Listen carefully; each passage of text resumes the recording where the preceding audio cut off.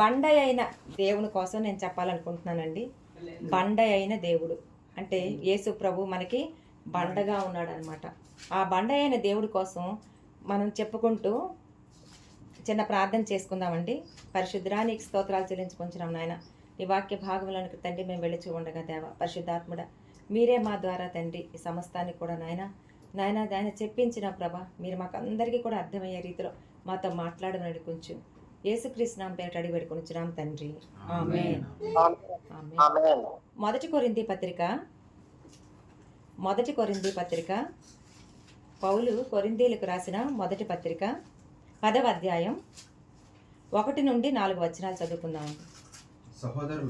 సహోదరులారా ఈ సంగతి మీకు తెలియకుండా నాకు ఇష్టం లేదు. అదేదనగా మన పితరులందరూ మేఘము కింద నుండి వారందరూ సముద్రంలో నడిచిపోయిరి. అందరూ మోషేను బట్టి మేఘములోను సముద్రంలోను బాప్తిజం పొందిరి. అందరూ ఆత్మ సంబంధమైన ఒకే ఆహారమును భుజించిరి. అందరూ ఆత్మ సంబంధమైన ఒకే పానీయమును పానము చేసిరి. ఏలయనగా తమను వెంబడించిన ఆత్మ సంబంధమైన బండలోనిది త్రాగిరి. ఆ బండ క్రీస్తే. ఆమేన్. హల్లెలూయా.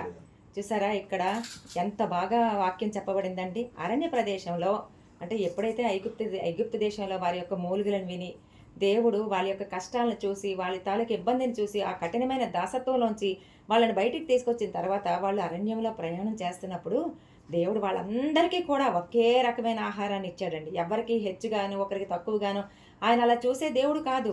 ఆయన మార్పు లేని దేవుడు. ప్రతి ఒక్కరిని కూడా సమానంగా ప్రేమించే దేవుడు. అందరికీ కూడా ఒకే ఆహారాన్ని తినిపించాడు. అలాగే ఒకే పానీయమును వాళ్ళకి పానం చేసేటట్టుగా చేశాడండి. అయితే ఆ పానం చేయడానికి కావలసిన ఆ యొక్క నీరు ఎక్కడి నుంచి వచ్చిందంటే వాళ్ళనంట ఆ నీరు వెంబడిస్తూ వచ్చిందంటండి. అదే ఇక్కడ వాక్యంలో మనకి చెప్తా ఉన్నాడు దేవుడు. తమ్మును వెంబడించిన ఆత్మ సంబంధమైన బండలోనిది వాళ్ళు త్రాగిరి. ఆ బండ వాళ్ళకి కనబడలేదండి. వాళ్ళని వెంబడిస్తూ ఉన్న బండ వాళ్ళకి కనబడలేదు. వాళ్ళు ఎన్నోసార్లు సన్నిగారు, ఎన్నోసార్లు వాళ్ళు గట్టిగా మాట్లాడారు, ఎన్నోసార్లు దేవునికి అయిష్టం పుట్టించారు, ఎన్నోసార్లు దేవునికి అవిధేయత చూపించారు. అయినా వాళ్ళకి కనబడకుండా వాళ్ళ కింద అలాగా బండ ప్రవహిస్తూనే ఉందండి. ఆ బండ వాళ్ళని వెంబడిస్తూనే ఉంది. ఎందుకు అని అంటే ఆ బండ వాళ్ళు ఆత్మ సంబంధమైన బండలోని తాగిరి అని చెప్తున్నాడు అనమాట. ఇక్కడ వాళ్ళు ఏం చేస్తున్నారంటే ఎక్కడికి వెళ్తే అక్కడ దేవా మాకు నీళ్ళు లేదు, మాకు ఇవి లేవు, మాకు అవి లేవని మోషే మీద సణుగుతూ వస్తున్నారు. కానీ అంత చేసినా సరే దేవుడు వాళ్ళని విడిచిపెట్టకుండా వాళ్ళకి కావాల్సిన సమస్తాన్ని కూడా దేవుడు వాళ్ళకి ఇచ్చాడండి. ఇక్కడ పౌలు భక్తుడు అంటున్నాడు, తమను వెంబడించిన ఆత్మ సంబంధమైన బండలోని తాగిరి. ఆత్మ సంబంధమైన బండ, ఆ బండ క్రీస్తే అని చెప్తున్నాడు. ఇక్కడ చెప్పబడిన నీరు ఏంటంటే యేసు ప్రభు అండి. అంటే యేసు క్రీస్తు ప్రభు ఇక్కడ నీరు అని చెప్తున్నాడు అనమాట. అయితే యేసుక్రీస్తు యొక్క ఇక్కడ చెప్పబడిన నీరు ఏది అంటే యేసుక్రీస్తు యొక్క రక్తం అండి. అంటే వాళ్ళకి తెలియకుండానే ఆత్మ సంబంధమైన బండ అంటే అప్పుడే యేసుక్రీస్తు అనే ఆ రక్తాన్ని వాళ్ళు ఆత్మీయంగా తాగారు. అది వాళ్ళు నీళ్ళు అనుకున్నారు కానీ అది ఆత్మీయంగా అది యేసుక్రీస్తు యొక్క రక్తం అని చెప్పి పౌలు భక్తుడు మనకి చెప్తున్నాడండి. అయితే ఈ మనతో కూడా దేవుడు మాట్లాడుతున్నాడండి. యేసయ్య కల్వరిలో మన కోసం ప్రాణం పెట్టాడు. ఆయన కంటిన్యూస్గా అంటే ఎప్పుడు కూడా విడిచిపెట్టకుండా ఆయన కృపను మనకి దయచేస్తూనే ఉన్నాడు. మనం ఏమనుకుంటామంటే దేవుని కృప నాకు దూరం అయిపోయింది, మనం కష్టాల్లో ఉండేటప్పుడు దేవుడు నన్ను జ్ఞాపకం చేసుకోవట్లేదు, మనం అనారోగ్యంతో ఉన్నప్పుడు దేవుడు నన్ను ఎడబాసాడేమో, లేదంటే నా ఇంట్లో నాకు ఈ కార్యం జరగట్లేదు. ఎంతగానో మేము ప్రార్థన చేస్తాం, అన్ని రకాల ప్రార్థనలు చేసాం. 4 గంటల ప్రార్థన చేసాం, 6 గంటల ప్రార్థన చేసాం, 12 గంటల ప్రార్థన చేసాం, 24 గంటల ప్రార్థన చేసాం, అయినా సరే మా జీవితాల్లో కార్యాలు జరగలేదు అని మనం అనుకుంటున్నామండి. కానీ అక్కడ చూసారా కొరింథీ పత్రికలో పౌలు భక్తుడు చెప్తున్నాడు, వాళ్ళు తమను వెంబడించిన ఆత్మ సంబంధమైన బండ. అంటే వాళ్ళు ఎక్కడికి వెళ్తే అక్కడికి వాళ్ళు అడుగు వేసినప్పుడు అంతా కూడా వాళ్ళని ఆ బండ వెంబడిస్తూనే వచ్చిందండి. ఆ బండ ఎవరు అంటే యేసుక్రీస్తే. అదంతా కూడా మనకి తెలుసు. అలాగే మన జీవితంలో కూడా ఆ రోజు పాత నిబంధన గ్రంథంలో ఇశ్రాయేలీని వెంబడించిన బండ ఈరోజు మనల్ని వెంబడించదా? ఎందుకు అనంటే అప్పుడు దేవుడు ఏంటంటే కంటికి కన్ను అలా ఉండేవాడు. అయినా సరే అప్పుడు సహితం కృప చూపించిన దేవుడు ఈరోజు మన జీవితాల్లో కూడా చెప్తున్నాడు, నీ కోసం నా కోసం నేను మన కోసం ప్రాణం పెట్టిన యేసు ప్రభు మనతో మాట్లాడుతున్నాడు. నిన్నెవ్వరు ఫాలో చేయట్లేదని అనుకుంటున్నావా? నీకు ఫాలోవర్స్ ఎవరు లేరని అనుకుంటున్నావా?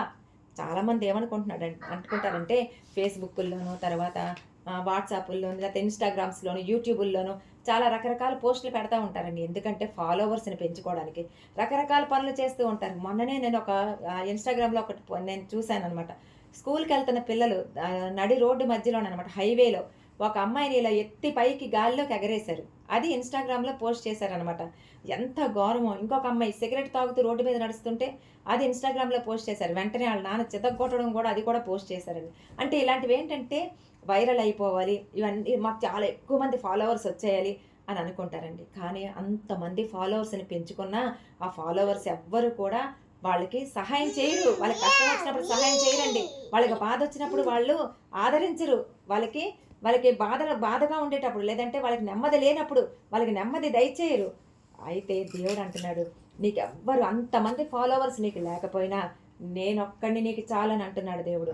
నిన్ను నిన్ను ప్రతిరోజు ప్రతి క్షణం విడిచిపెట్టకుండా నేను నిన్ను వెంబడిస్తున్నాను అంటున్నాడు దేవుడు. మనం అనుకుంటాం నాతో ఎవ్వరు లేరు అనుకుంటాం, నన్ను ఎవ్వరు చూడటం లేదనుకుంటాం, నన్ను ఎవరు పట్టించుకోవట్లేదు అనుకుంటాం, నన్ను అసలు ఎవ్వరు కూడా ఏమీ మాట్లాడటం లేదు, నన్ను ఎవ్వరు కూడా వెంబడించట్లేదు అని అనుకుంటాం. కానీ దేవుడు అంటే నాకు ఎవరు తోడలేదు అనుకుంటాం.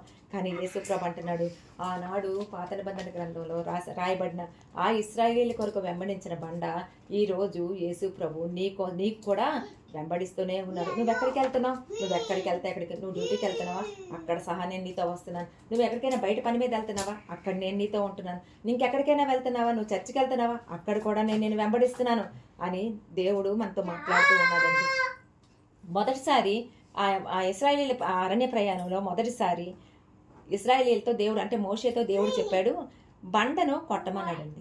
కొట్టమన్నప్పుడు వారు బండను కొట్టారు. కొట్టగా దేవుడు సమృద్ధికరమైన నీటినిచ్చి ఆ ప్రజలందరి దాహాన్ని కూడా దేవుడు తీర్చాడు. అలాగే యేసయ్యని అంటే మన దేవుడు యేసు ప్రభువుని జనాల కంటే మన ప్రతి ఒక్కరి దోష శిక్ష తీసివేయడానికి ఆయన్ని ఇజ్రాయేల్ ప్రజలకు అప్పచెప్పాడండి.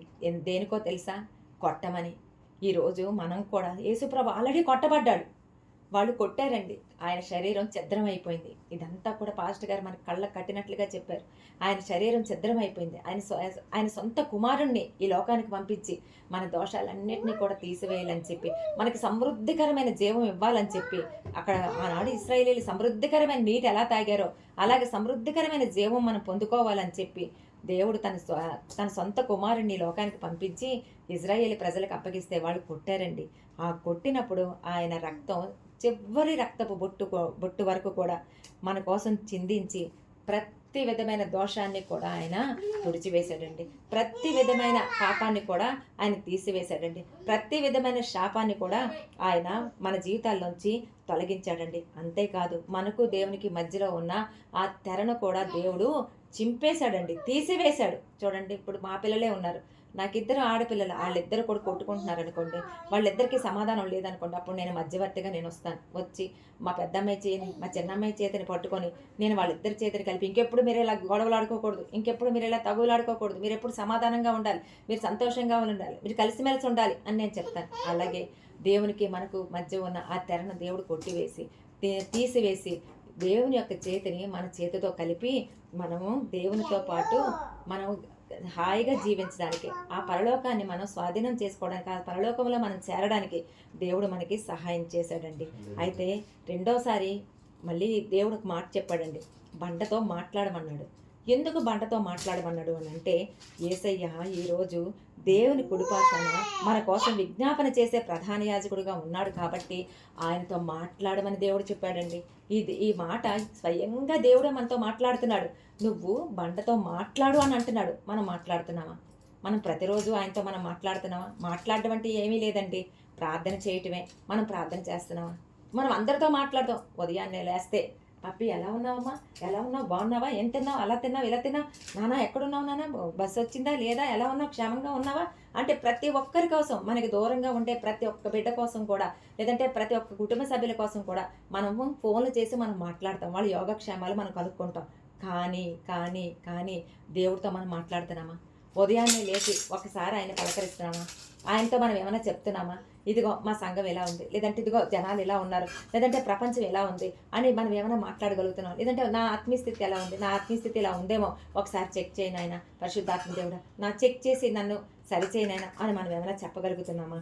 అయితే దేవుడు అంటున్నాడు, నువ్వు ప్రతిరోజు బండతో నువ్వు మాట్లాడాలి. ఎందుకంటే మనం మాట్లాడితే, అంటే మనం ప్రార్థన చేయాలి.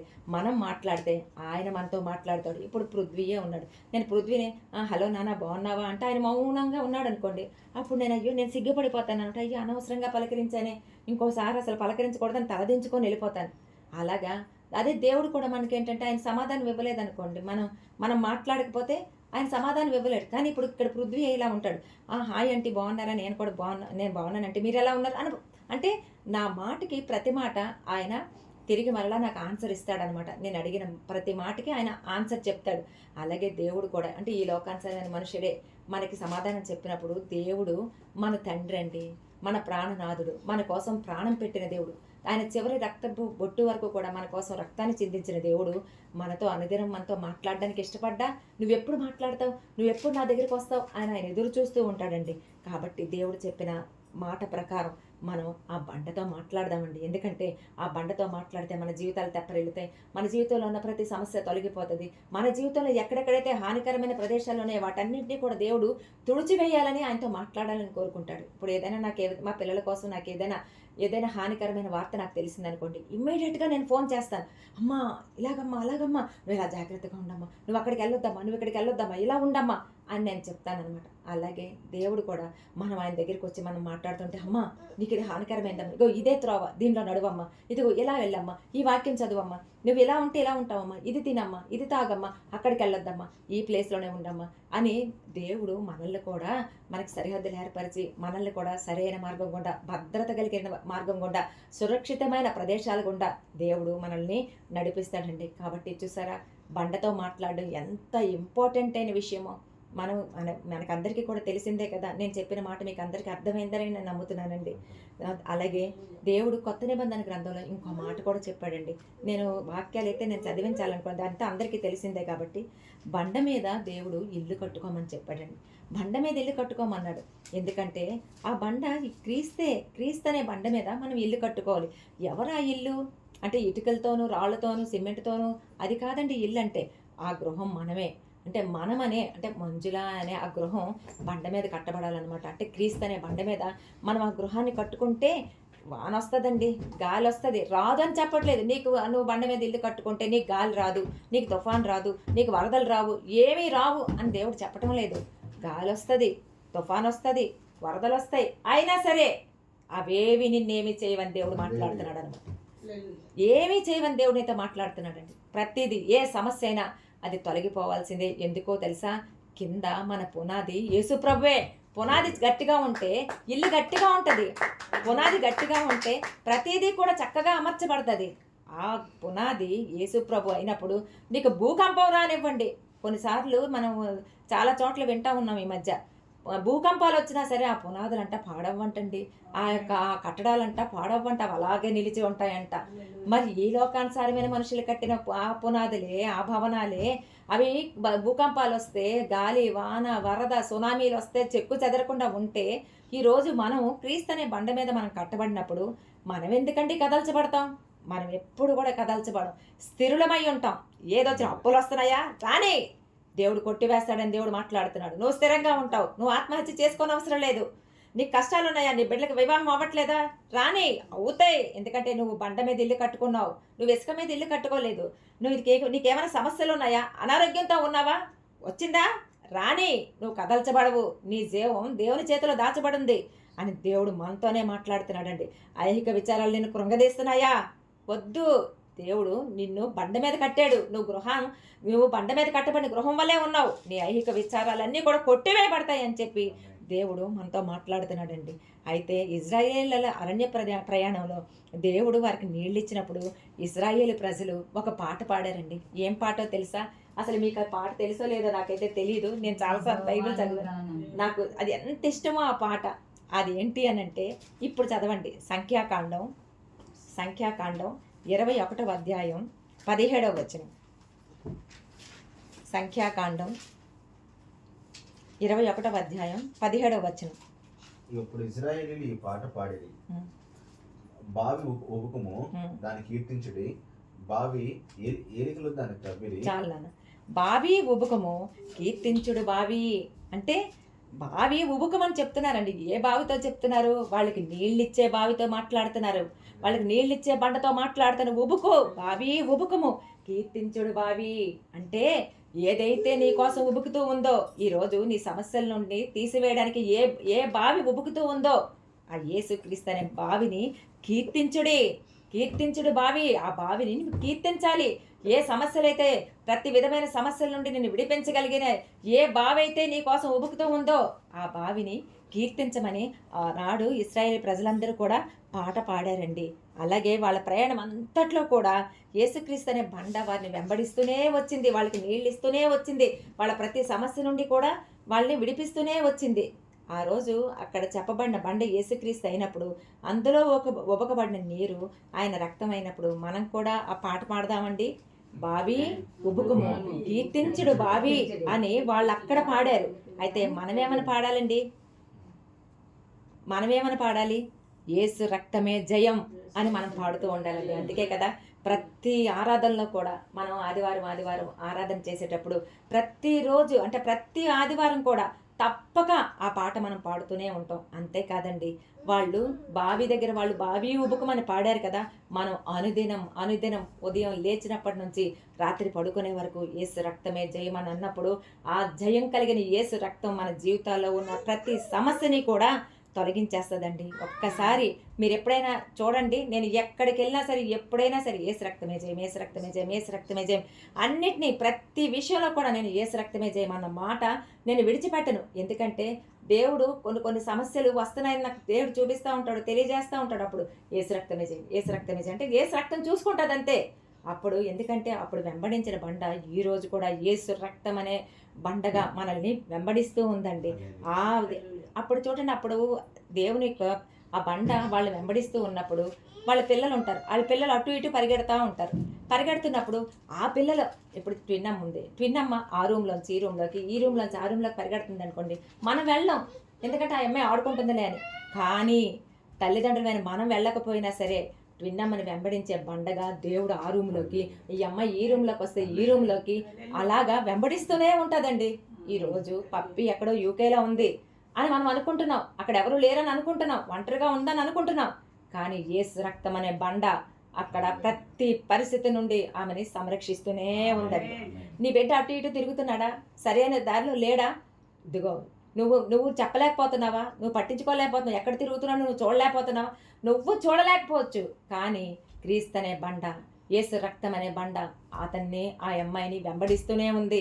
వారి జీవితాలు సరిచేయడానికి ఆ రక్తము ప్రయాస పడుతూనే ఉంది. నీకు ఆర్థికపరమైన ఇబ్బందులు ఉన్నాయా? ఎవరెవరో నీ మీదకి వస్తున్నారా? నీ మీద రకరకాల ఆలోచనలు చేస్తున్నారా? ఇదిగో దేవుడు చెప్తున్నాడు, నీ కోసం ఆలోచన చేసే ప్రతి ఆలోచన దగ్గరికి యేసు రక్తం వెళ్తుంది. ఎందుకంటే నిన్ను వెంబడించిన బండ నీ ఆలోచనల దగ్గర కూడా, నీ మీద ఆలోచన చేస్తున్న వారి దగ్గర కూడా వెళ్తుందని దేవుడు మాట్లాడుతున్నాడు. ఎందుకు అనంటే దావీదుకి వ్యతిరేకంగా అహీతోపెలు తను వ్యతిరేకంగా అంటే ఒక ఆలోచన చేశాడండి. అదేంటి అంటే దావీదుని చంపేయాలనుకున్నాడు అనమాట. అయితే దేవుడు ఏం చేశాడంటే ఆ యొక్క ఆలోచనని దేవుడు నిర్వీర్యం చేశాడు. దేవుడు చెడగొట్టాడు అనమాట. ఆ మాట కూడా బైబిల్లో ఉంటుందండి. ఆ మాట నాకు ఎంత ఇష్టమో చాలాసార్లు నా ప్రార్థనలు అంటాను, దేవా మాకు విరోధంగా లేదంటే మాకు వ్యతిరేకంగా చేయబడి ప్రతి ఆలోచన యేసునామములో కొట్టివేయబడు గాక అని నేను ప్రార్థన చేస్తాను. అది అలా కొట్టివేయబడి దావీదుని చంపాలనుకున్న అతనే వెళ్ళి అతని ఆలోచన సఫలం కాకుండా చేత వాళ్ళ ఇంటికి వెళ్ళి ఉరి పెట్టుకొని చచ్చిపోతాడండి. చూసారా మన దేవుడు ఎంత గొప్పవాడు? అంటే మనల్నే కాదు, మనల్ని వెంబడించడమే కాదు, మన కోసం ఏదైతే ఎవరైనా ఆలోచన చేస్తుంటే అక్కడికి కూడా వెళ్తాదండి ఆ యేసు రక్తం అనే బండ. వెళ్ళి ఆ కార్యాన్ని నిర్వీర్యం చేస్తుంది. మనకి వ్యతిరేకంగా ఏదైనా చేయబడుతుందా, ఏదైనా ఆలోచన చేయబడుతుందా, దాన్ని తీసివేస్తుంది, దాన్ని నిర్వీర్యం చేస్తుంది. ఏదైనా ఒక కార్యం అది వాళ్ళు చేయాలని వాళ్ళు ఆలోచన చేస్తున్నారా, ఆ కార్యాన్ని యేసు రక్తం అనే బండ కొట్టివేస్తుందండి. చూసారా, నమ్మండి. ఎందుకో తెలుసా? ఇంకోటి కూడా నేను చెప్తాను. మొర్దెకై మీద మొర్దెకైని చంపేయాలని, యూదుల్ని చంపాలని హామాను ఆయన ఒక ఆజ్ఞ పెట్టాడు. ఆయన ఒక చట్టాన్ని తీసుకొచ్చాడు. అయితే హామాను మొర్దెకై దేవుని బిడ్డ, యూదులు దేవుని ప్రజలు, వాళ్ళకి విరోధంగా చేయబడిన ప్రతి ఆలోచన కూడా ఆ వెంబడించిన బండ కొట్టివేసి ఎవరైతే వాళ్ళని చంప తలపెట్టారో అతనిని, ఆ హామాన్ని, అతని కుటుంబం యావత్తును దేవుడు సర్వనాశనం చేశాడండి. ఇది చూసైనా, ఇది అయినా మనం తెలుసుకొనైనా మన దేవుడు మనల్ని వెంబడిస్తాడని నమ్మి మనం ప్రతి దాంట్లో కూడా మనం విజయం పొందాలని ఆయన కోరుకుంటున్నాడండి. మన బిడ్డలకి ఉద్యోగాలు లేవా, మన బిడ్డలకి చదువులు లేవా, లేదంటే మన బిడ్డలకి వివాహాలు అవ్వట్లేదా? లేదు, వెంబడిస్తుంది. ఎక్కడ వివాహం కావాల్సిన బిడ్డ ఉన్నాడో, మన బిడ్డలకి జతపరచబడవలసిన ఆ బిడ్డ ఎక్కడున్నాడో అక్కడికి నీ వెంబడిస్తున్న బండ అయిన యేసు రక్తం వెళ్ళిందండి. వెళ్ళి వాళ్ళని ఇక్కడ తీసుకొని వచ్చి మన బిడ్డలతో వివాహాలు జరిగేటట్టుగా దేవుడు చేస్తున్నాడు. అలాగే మన బిడ్డలకు ఉద్యోగాలు రావట్లేదా? ఇదిగో ఏదైతే ఉద్యోగం సరైందో అక్కడ దేవుని రక్తం ఉంది. నిన్ను వెంబడిస్తున్న దేవుడు అక్కడ ఉన్నాడు, నిన్ను వెంబడిస్తున్న బండ అక్కడ ఉంది. ఆ ఉద్యోగం నీకు వచ్చేటట్టుగా దేవుడు చేయబోతున్నాడు. ఇదేనండి దేవుడు మనతో మాట్లాడుతున్నాం. ఇదంతా కూడా అయితే మనం ఈ బండ మనల్ని వెంబడిస్తుందని చెప్పి మనం తెలుసుకున్నప్పుడు వాళ్ళైతే బావి ఊబుకము కీర్తించిన బావి అని పలికారు కదా, మనమైతే పలుకుదామండి. ఒక మాట మాట్లాడదామా? యేసు రక్తమే జయం అని మనం పలుకుదామా? యేసు రక్తమే జయం, యేసు రక్తమే జయం, యేసు రక్తమే జయం, యేసు రక్తమే జయం. హల్లెలూయా. ఇంకొక నామం చెప్తానండి. 56వ నామము నీతి చిగురు. దాన్ని అంటే బ్రాంచ్, ఇంగ్లీష్లో బ్రాంచ్ అంటే చిగురన్నా లేదంటే కొమ్మన్నా బ్రాంచ్ అని అంటాం కదండి. ఇర్మియా 23వ అధ్యాయం 5వ వచనం. యెహోవా ఇలాగ ఆజ్ఞయించుచున్నాడు, రాబో దినములలో నేను దావీదునకు నీతి చిగురును పుట్టించేదను. అతడు రాజై పరిపాలన చేయును, అతడు వివేకముగా నడుచుకొనుచు కార్యం జరిగించును, భూమి మీద నీతి న్యాయములను జరిగించును. చాలు. యెషయా 11వ అధ్యాయం 1వ వచనం. ఇది ఎలాగే ఉంచును. యెషయా మొద్దు నుండి చిగురు పుట్టించదను. ఇక్కడ రాబో దినములలో యెషయా మొద్దు నుండి చిగురు పుట్టించిన అనేది యెషయా 11:1. ఇర్మియా 23:5లో దేవుడు మనతో ఇలా చెప్తున్నాడు, రాబో దినములలో నేను దావీదునకు నీతి చిగురును పుట్టించెదను, అతడు రాజై పరిపాలన చేయను, అతడు వివేకముగా నడుచుకొనుచు కార్యము జరిగించును, భూమి మీద నీతి న్యాయములు జరిగించును అని దేవుడు మనతో మాట్లాడుతున్నాడండి. ఇది వరకు ఏంటంటే ఆనాడు ఐగుప్తులో ఇశ్రాయేలీలు మూల్గులు విని వాళ్ళ కఠినమైన దాసత్వం నుండి ఐగుప్తీల బానిసత్వం నుండి విడిపించి అనేక రకాలైన అద్భుత కార్యములతోనూ ఆశ్చర్యకార్యాలతోనూ ఆయన సూచక్రియలతోనూ వాళ్ళని బయటికి తీసుకొచ్చినప్పుడు ఆ కనాను పంపించినప్పుడు వాళ్ళ హృదయం కఠినమైపోయిందండి. ఇంకా కనాను వెళ్ళకముందే అరణ్య ప్రయాణంలో ఉన్నప్పుడే వాళ్ళు రకరకాలుగా వాళ్ళ మనసుల్ని తిప్పేసుకొని వాళ్ళ హృదయాల్ని కఠినం చేసుకొని దేవునికి విముఖత చూపించారు.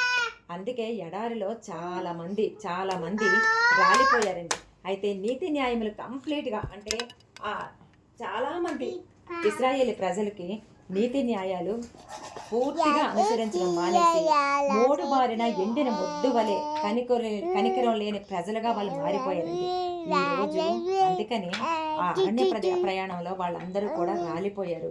కనాను దేశానికి చేరింది ఇద్దరండి. ఎప్పుడు కూడా మన సేవకుడు మనతో మాట్లాడుతూ ఉంటారు. ఈ రోజు దేవుడు మనతో కూడా మాట్లాడుతున్నాడు. నీతి న్యాయాలన్నీ కూడా పూర్తిగా మంటగలిసిపోయాయి కదా. ప్రపంచం ఎలాగుంది? అసలు ఎక్కడైనా నీతి ఉందా, న్యాయం ఉందా? ఈ భూమి మీద మోడు బారిపోయిన ఎండిన ముద్దుల వలె ఉన్నారు ప్రజలు. కనికరం లేని ప్రజలుగా ఉంటున్నారు. ఎలాంటి రోజులు మనం చూస్తూనే ఉన్నాం. మన చుట్టూ ఉండే ప్రతి పరిస్థితి కూడా రకరకాలుగా ఉంది. ఎక్కడెక్కడో చిన్న పిల్లల్ని రేప్ చేస్తున్నారని, దొంగతనాలు జరుగుతున్నాయని, హత్యలు జరుగుతున్నాయని, రకరకాల హింసలు, ఇబ్బందులు, ఎన్నో రకాలు. అవన్నీ కూడా మనం చూస్తూ ఉండేటప్పుడు మనతో దేవుడు మాట్లాడుతున్నాడు. యోహాను సువార్త 15వ అధ్యాయం 2వ వచనం ద్వారా దేవుడు మనతో ఏం మాట్లాడుతున్నాడంటే, యోహాను సువార్త 15వ అధ్యాయం 2వ వచనం.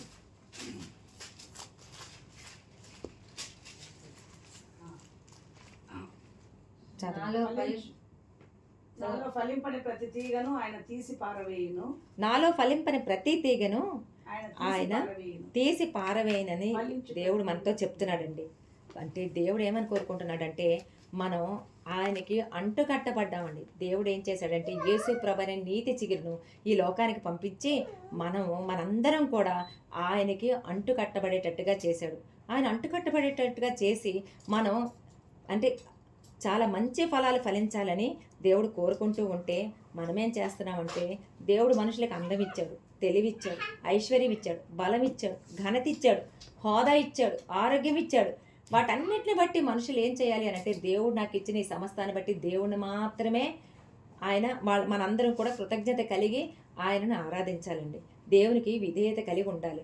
అయితే వీటన్నిటిని బట్టి చాలామంది మనుషులు ఏం చేస్తున్నారు అంటే వాళ్ళ ధన బలమును బట్టి, వాళ్ళ శక్తిని బట్టి, వాళ్ళ బలాన్ని బట్టి, వాళ్ళ ఐశ్వర్యాన్ని బట్టి వాళ్ళందరూ కూడా గర్వించి దేవుడిని దూరం చేసుకుంటూ ఉన్నారు.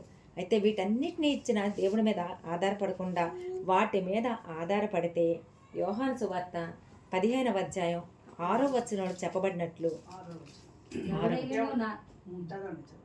ఎవడైనను నా యందు నిలిచి ఉండని ఎడల ఎవడైనను నా యందు నిలిచి ఉండని ఎడల వాడు తీగ వలె బయట పారవేయబడి ఎండిపోవును. వాడు తీగ వలె బయట పారవేయబడి ఎండిపోనంటే దేవుడు వాటిని కట్ చేస్తానని దేవుడు చెప్తున్నాడండి.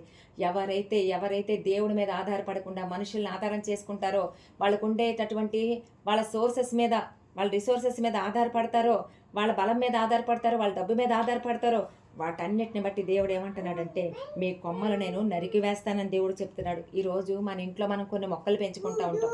ఆ మొక్కలు రకరకాలుగా అడ్డదిడ్డంగా ఎదిగేస్తున్నాయి అనుకోండి. అప్పుడు మనం వాటిని ఏం చేస్తాం? ట్రిమ్ చేస్తాం. అంటే అడ్డదిడ్డంగా ఉన్న కొమ్మలన్నింటి కూడా మనం కట్ చేసేస్తాం. కట్ చేసి వాటిని పడేస్తాం, బయటికి పడేస్తాం. అలాగే మా దేవుడు కూడా మనలో ఆయనకు అయిష్టమైన సమస్తాన్ని కూడా కత్తిరించి సరిచేస్తానని దేవుడు మనతో మాట్లాడుతున్నాడండి. ఆయనలో ఫలించేటట్టుగా నిలిచి ఉండేటట్టుగా చేస్తానని దేవుడు మనతో మాట్లాడుతున్నాడు. ఎందుకంటే మన కొరకు నీతి చిగురైన యేసయ్యను దేవుడు మన కోసం ఏర్పరిచాడండి. ఆయన ఫలాలన్నింటినీ కూడా మనలో చూడాలనుకుంటున్నాడు. కాబట్టి దేవుడు ఏమంటున్నాడంటే ఆనాడు అరణ్య ప్రయాణంలో అంటే ఇశ్రాయేలు ప్రజలు దేవునికి అవిధేయులే చాలా మంది ఆ అరణ్యంలో రాలిపోయారు. అలాగా మీరు కాకుండా ఉండాలని దేవుడు కోరుకుంటూ నాలో నిలిచి ఉండండి, అప్పుడు మీరు శ్రేష్టమైన ఫలాలు ఫలిస్తారు అని దేవుడు మనతో మాట్లాడుతున్నాడు. అయితే యోసేపుని దేవుడు ఒక మాట అంటున్నాడండి. ఏమంటున్నాడంటే యోసేపు ఫలించడు కొమ్మ. ఎందుకంటే యోసేపు చాలాసార్లు పాస్టర్ గారు కూడా చెప్పారు, యోసేపుకి దావీదుకి యేసుక్రీస్తుతో చాలా సారూప్యం ఉంది, చాలా లక్షణాలు వాళ్ళలో ఉన్నాయి అని చెప్తూ ఉంటారు. అయితే యోసేపు దేవుని యొక్క గుణగణాలన్నీ కూడా ఆయన పుచ్చుకొని ఆయనకు విధేయత కలిగి ఉండి ఆయనలో ఫలించాడు కాబట్టి అతను ఫలించడి కొమ్మగా మార్చబడ్డాడండి. అయితే ఇశ్రాయేలీల అరణ్య ప్రయాణంలో మారా అనేది ఎదురైంది. మారా నీరు ఎదురైనప్పుడు అది చాలా చేదుగా ఉంది, మరణకరమైన నీరు అది. అలాంటి నీటిలో అప్పుడు మోషేకి దేవుడు చెప్పాడు, అదిగో ఆ లేత కొమ్మను, ఆ బ్రాంచ్ని నువ్వు అక్కడ వేయమని చెప్పాడు. ఆ లేత కొమ్మ ఎవరో కాదండి, యేసు ప్రభువే. ఆ యేసు ప్రభు అనే ఆ లేత కొమ్మ నీతి చిగురని యేసుక్రీస్తును ఆ నీటిలో వేసినప్పుడు ఆ మార అంతా మధురంగా మార్చబడిపోయింది. ఆ మరణకరమైనదంతా కూడా మధురంగా మార్చబడిపోయిందండి, జీవంతో నింపబడింది. ఈరోజు మన జీవితంలో కూడా మార అనే చేదు అనుభవాలు ఉన్నాయేమో, మరణకరమైన జీవితంతో మనం బాధపడుతూ ఉన్నామేమో. దేవుడు అంటున్నాడు ఆ మరణకరమైన అంతా కూడా తీసివేసి నిన్ను జీవంతో నింపుతానని దేవుడు మనతో మాట్లాడుతున్నాడు. ఆ చేదైన అనుభవాలన్నింటినీ కూడా, ఏదైతే చేదైన అనుభవాలు మన జీవితాల్లో ఉన్నాయో ఆ సమస్తాన్ని కూడా తొలగించి దేవుడు మన జీవితాల్ని మారాగా మలుస్తానంటూ ఉన్నాడండి. మన జీవితాలన్నింటినీ కూడా మనం మధురంగా చేసుకుందామా? అయితే ఆయనలో నిలిచి ఉండడానికి మనం ఎల్లవేళలా మనం ప్రయత్నం చేస్తూ ఉందామండి. దేవునికి మహిమ కలుగును గాక. దేవుడి మాటలు దీవించును గాక. ఆమేన్ ఆమేన్ ఆమేన్ ఆమేన్.